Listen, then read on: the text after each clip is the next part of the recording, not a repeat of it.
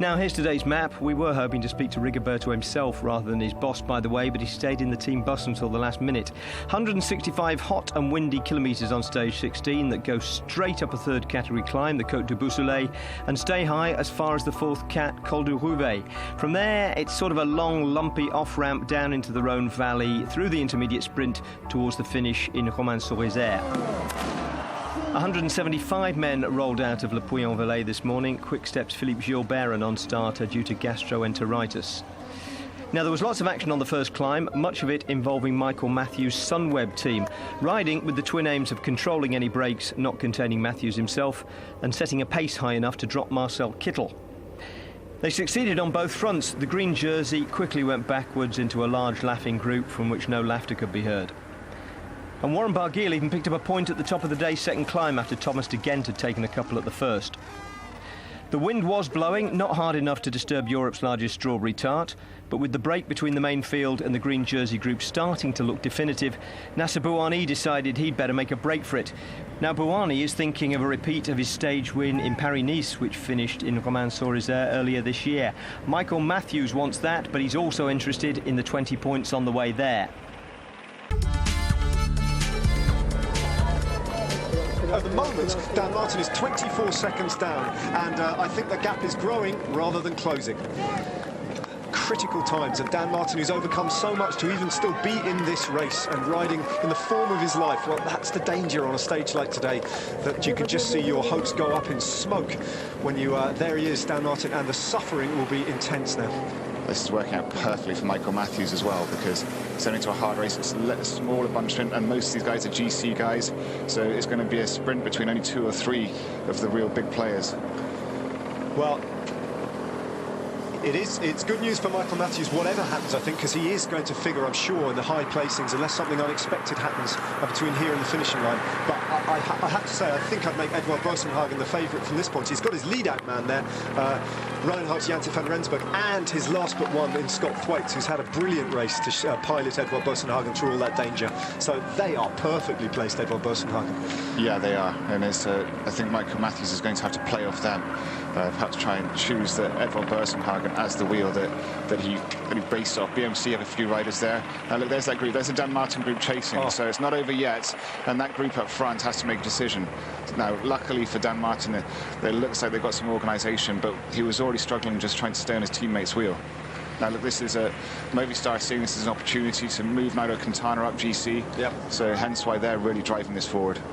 Well, he started the day 6:16 down in general classification, in 11th place, Nairo Quintana, and he's seizing this opportunity just to push on. And so too a BMC, who want to make this as hard as possible, and possibly, if they can, try and dislodge Edouard Boassenhagen and Michael Matthews and propel Greg Van Avermaet to a stage win. BMC, so far, luckless on this Tour de France in terms of victories. That's the Martin group. And the other disadvantage they have here is they just don't have the numbers that are up the road as well. Well, exactly, as I was saying before, everyone knows how important this is for Meinke's, UAE, and for Dan Martin of Quick-Step. So those 4 riders will be left to do the lion's share of the work. And the AG2R rider is obviously not going to work, neither is Orica Scott, because they have their teammates of GC riders who are up the road, who are going to benefit from Dan Martin and Louis Meinke's losing time. So they'll just sit there and make sure that no one else comes through, almost blocking. Well, it's cruel to... It's just a cruel situation from which it's almost impossible physically to recover. But those are the dangers of crosswinds, and everybody knew that this had the potential to happen today. Yeah, and he's got to hope that this group settles down a bit, because obviously after that initial big effort, it does start to find a rhythm, and they're thinking of the finish line now, most of these guys, unless it's a Movistar or some of the other GC teams decide to try and ride for it. But it looks like it's mostly the teams with an interest in winning the stage who are contributing to the chase. Well, there's no longer a chase, they're just leading it. So that could benefit the group with Dan Martin, because they got this, they're chasing this carrot. It's possible they could do it if this group just settles down a bit. Confirmation from that shot as well, that Mikel Landa is in that selection there, looking absolutely unruffled, and Chris Froome has navigated that path brilliantly. And in fact, it was Team Sky that animated the whole thing in the first place, putting themselves on the front and stretching it out. Yeah, they timed it perfectly, and that's where reconnaissance has such an integral part of racing, of bike racing, because you need to know where what's ahead, what the conditions are, and when to strike. And they struck at the perfect time. 5 kilometres to go. Imanol Elviti pushes on from Movistar. Hands the baton to, I think it's Nikias Arndt from Sunweb to do his share of the work. And Greg van Avermaet has 2 teammates, one of whom is Stefan Kung, or 3 teammates, to try and set this up for him as well. Warren Barguil inevitably has read the race really well. He's so strong, and he is in that group as well.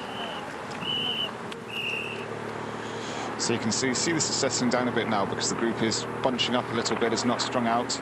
And the wind's turned around again, so now they've got pure tailwind. So that's not going to really help behind. I mean, Jack's now exhausted. So Jack Bauer's just done a mammoth turn to try and get them, just punch it a little bit closer to try and motivate the rest of the guys to get involved. Look at him. I mean, Jack's just gone so deep there, and unfortunately, I'm not sure if it's going to be enough. The rider left on the front and exposed there was the small climber from UAE Team Emirates, and that was Christian Duracek, who's got to try and do a Bauer now in the services of Louis Meintjes. Contador, well, we thought he might have hit the deck. It was actually Jarlins and Pantano. Contador, though, yeah, again, it's just not worked out for him today. He's got Bauke Mollemer's wheel, but, you know, he's out of the general classification race anyway, and he's losing a little bit more time. Not that that is really relevant for Alberto Contador anymore in this Tour de France, sadly for him. That's the front group, though. And Bardet is there, and so too is Fabio Aru. And before today's race got underway, those were the 2 names that everyone was saying possibly a little bit of weakness there from Bardet and Aru. They might lose out dramatically today. Well, unless anything dramatic happens between here and the finish line, they're okay, and they will roll in, I'm sure, in the company of the yellow jersey and not lose any time today. Yeah, and it's to their advantage that it's the 3rd week when this is happening, because the being GC riders and where they're placed, they are strong, and they are stronger than everyone else in the race. So even the big riders, the crosswind riders who normally would dominate them, can't because they're tired or they've been dropped early on in the stage. So we often see this in the last week of a Grand Tour. The guys at the front of GC are dominant on all terrains. Movistar still pushing on. They do not want Dan Martin to get back on. Andre Amador, it is, setting the pace at the front. And then comes Reinhard Janse van Rensburg and Scott Thwaites. They surely have the big favourite now in Edouard Boasson-Hagen to finally clinch a victory. Can he do it? Edouard Boasson-Hagen has come so agonisingly close on the Tour de France, but maybe this is his moment. And he'll have Steve Cummings to thank in part as well, who contributed to the chase when Sunweb there's gone for a long one there. Wow. That's Amador, I think. So Amador is attacking.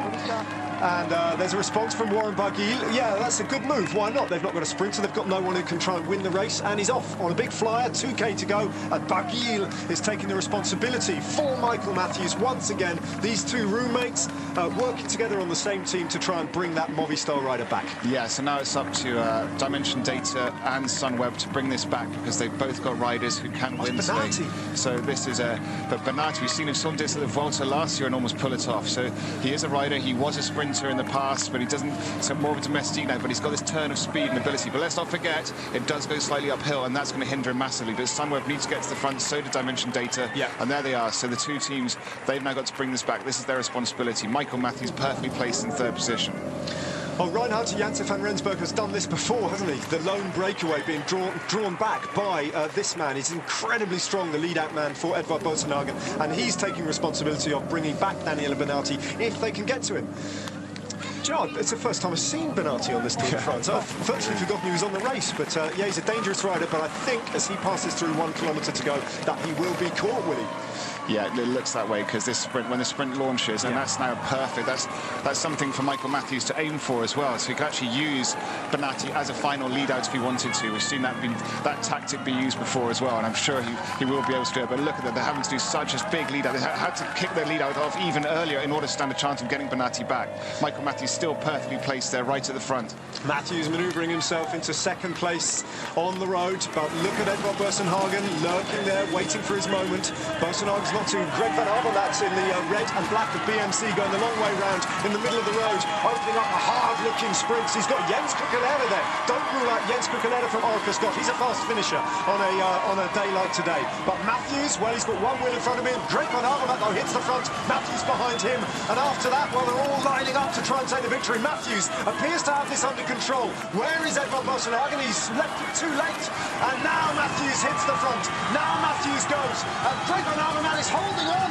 Van Avermaet has a chance here of holding on. Matthews, and now Edvald Boasson-Hagen hits the front. And Edvald Boasson-Hagen, I think, takes the win. And we start the clock counting. And Dan Martin now will be losing time to all the favourites as they come over the finishing line. Martin taking the responsibility himself. It's very, very close for the winner. We think possibly Michael Matthews might have got there, in fact, as we look at the still frame that I can see. Matthews appears to have taken the win and not Boasson-Hagen. 30 seconds now for Martin, limiting his losses but dropping down in the general classification. A brutal day, but Dan Martin is the loser in the general classification as the wind ripped the race apart in thrilling fashion.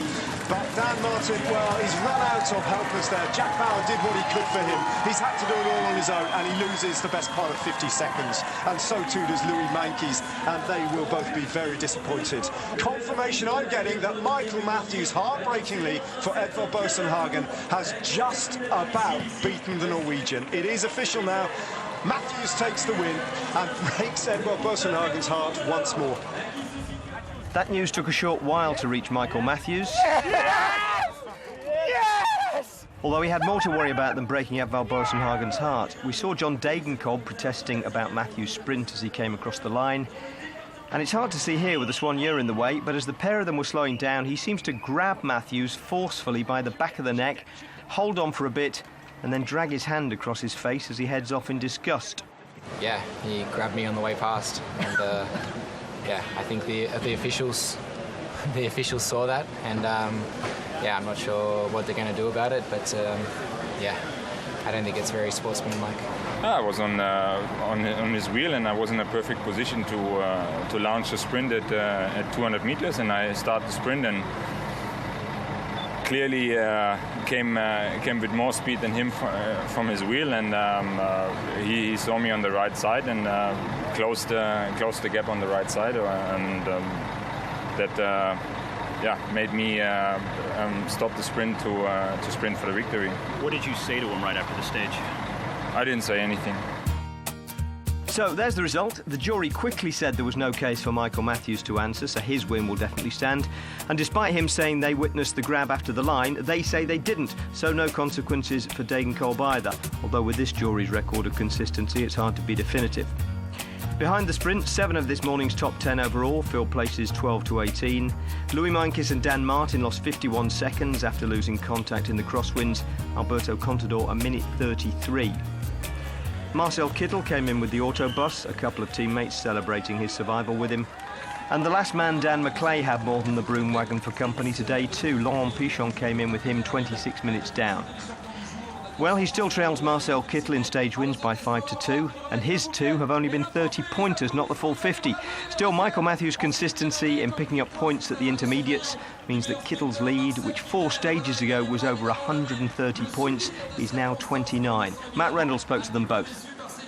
It doesn't feel real. We had a goal this morning was to try and get the intermediate, and then yeah, whether it was that from the breakaway or trying to somehow distance Kittel, but yeah, we definitely didn't plan that it would work out like this. We you never know what's going to happen. Because Kittel on his day he can climb quite well, and I think today he must have been just a little bit off on the first climb. So yeah, I could take advantage of that today and go for the intermediate, and then I was hoping to still have some good legs left for the final, and I still had full support from 3 guys in the final there. So yeah, when you have a team riding all day for you, sitting out of the wind, being protected the whole day, and then still having 3 guys in the final, what more can you ask for, really? Marcel, the green jersey competition is still very much alive, and even more so now with Michael Matthews 29 points behind. Yeah. We saw you. It's not much of a question, admittedly. You really suffered there. We could see pain all over your face to try and keep that together there, but you certainly had to suffer. And it's been it must have been an even harder day when you hear that Matthews has picked up every single point on offer. Oh yeah, it is what it is. I can't change it now. I gave my best today on the stage, and yeah, I mean, it's something that suited him definitely better with that start. What can I do about it? So I have to move on and look to the other days, to the next chances, and I definitely won't think about lost points now, or start to think negative about it. Michael, is this one going to go down to the line in Paris? I hope not, because if it does, then I think Kittel might have the advantage. But I think with the ride that we did today, we've put ourselves in a really good position. Chris Froome's position is pretty much as it was this morning, in the race lead, with the same 3 men ranged behind him within half a minute. The big change is Dan Martin's slide from 5th to 7th, although the places aren't as important as the time he's lost. He's now 2 minutes 3 seconds behind the race leader, a second behind Simon Yates. Dan, with 20 kilometres to go, you looked in perfect shape. Then what happened? Yeah, I mean, I didn't have great legs today, and the team's sort of suffering, It's obviously we lost Trentin early in the race, and then Philippe was sick all day yesterday, and then some of the other guys have been sick as well. Like Steve has been sick and Vermont's been sick, and the team's really struggling today. We put on a brave face this morning and hoped it wouldn't be too bad at the start and they could protect me, but in the end, obviously, I only had Gianluca and Jack, and I mean they did an incredible job all day. Jack was killing me at the end there, but it's just like it was. Yeah, I wasn't in bad position at the top of the climb. It was probably me that made the gap in the end. I mean, I just didn't have the legs or the power on